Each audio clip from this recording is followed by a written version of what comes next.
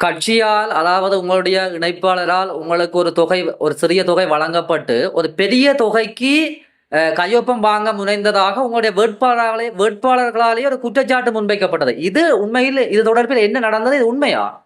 இது நாங்கள் அவர்கிட்ட போன் பண்ணி கேட்ட போது அவர் சொன்ன வசனம், இதை நீங்கள் 60,000 இதை நிரப்பி தரணும், இதை நிரப்பி தராட்டி இது உங்களை கோர்ட்ஸுக்கு போகும்னு சொல்லி. ஆனா எனக்கு செலவழிச்ச காசு வெறும் 600 ரூபாய். 600 தான் செலவழிச்ச காசு. மிச்சம் முழுக்க நாங்கள் கையால போட்டு செய்யறதான் மிச்சம்.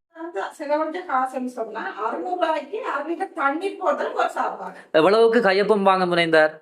60,000 ரூபாய்க்கு. ஆனா நான் போக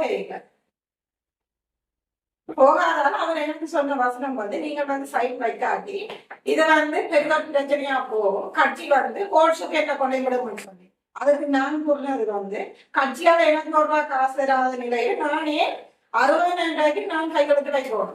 என்ன காரணம் கேட்டாக்க அது போல கட் பண்ணில.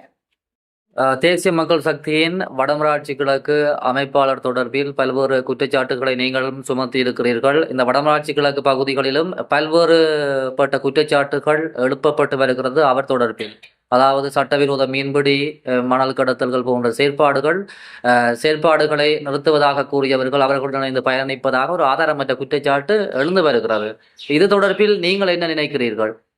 அந்த கட்சிக்குள்ள சென்றதை வடமாநில கட்சிகளை சார்ந்துதான் சென்றிருக்கின்றேன். உண்மையிலேயே நலம் கதைத்தான் இதுக்குள்ள சென்று பயணித்துக் கொண்டிருக்கின்றேன். ஆனால் எமது அமைப்பாளர் கூட சமாசத்தில இருந்து பெட்ரோல் செலுத்திற்கு அனுமதி கோரப்பட்டிருக்கிறார். 3-4 மாதத்துக்கு மேலே கொடுக்கப்பட்டது. நான் இருந்த மட்டும்தான் சமாதான கொடுத்திருக்கிறேன், அமைச்சரை கொடுத்திருக்கிறார். ஆனால் இந்த அமைப்பாளர் ஊடாக எந்த ஒரு நடவடிக்கையும் இதுவரை நிறைவேற்றப்படவில்லை. 2வது, மண் அகழ்வு நடந்து கொண்டிருக்கிறார்.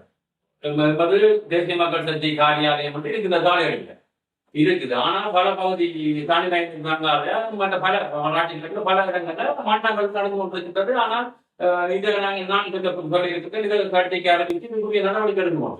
அவரால் இது நடவடிக்கை சொல்ல முடியாது. அதே மாதிரி சட்டமுறை சுருங்குவர தொழில் நோக்கி கொண்டிருக்கிறார். அதுவும் நிறைவேற்றப்படவில்லை. நாங்கள் ஒவ்வொரு தடவைகளுக்கு சொல்லி அமைப்பாளர்களாக நாங்கள் சொல்லி அமைப்பாளருக்கு சொல்லி, ஆனால் எந்த ஒரு நடவடிக்கையும் செய்கிறோம் சொல்லி சொல்றார். தாங்கள் சொல்லப்பட்டது செய்கிறோம், ஆனாலும் கட்டியும் எந்த ஒரு நடவடிக்கையும் செய்யப்படவில்லை. அதை தவிர இந்த கடத்தொழில் இந்தியா திட்டத்தால மக்களுக்கு பலம் வழங்கப்பட்டது.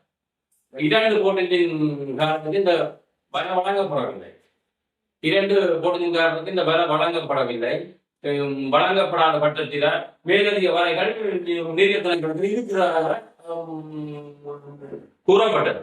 ஆனால் 2 படகு உரிமையாளர்களுக்கும் அந்த வரைகள் வழங்கப்படும். உங்களுடைய வேட்பாளர்களில் ஒரு சிலரால் முன்வைக்கப்பட்ட குற்றச்சாட்டு, கட்சி பணம் தரவில்லை, சிறிய தொகையை தந்துவிட்டு, அதாவது உங்களுடைய இணைப்பாளர் பெரிய தொகைக்கு கையொப்பம் வாங்க முற்பட்டதாக ஒரு குற்றச்சாட்டு இருக்கிறது. உண்மையில் என்ன நடந்தது? அவரை நாங்கள் இது தொடர்பாக கேள்வி எழுப்பிய போது கட்சி பணம் தரவில்லை, தன்னுடைய சொந்த பணத்தை தான் உங்களுக்கு கொடுத்ததாக கூறியிருக்கிறார். ஆனால் இது தொடர்பில் உண்மையில் என்ன நடந்தது?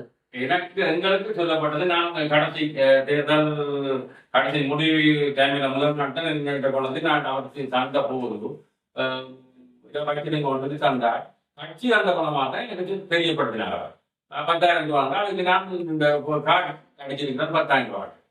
அதனால எனக்கு மற்றது பெட்ரோல் செலவுகளோ இதுவும் இருந்தது. ஆனால் அவர்களுக்கு சொன்னது கட்சியாக தான் இப்போ வாகன செலவுகள் அதெல்லாம் கணக்கு செலவு இருக்கிறது. எங்களோட பரத்துல வட்டாரமாக இருந்தாலும் சரிதான், விடுபட்ட மக்களுக்கு 5 வட்டாரம் இருக்குது.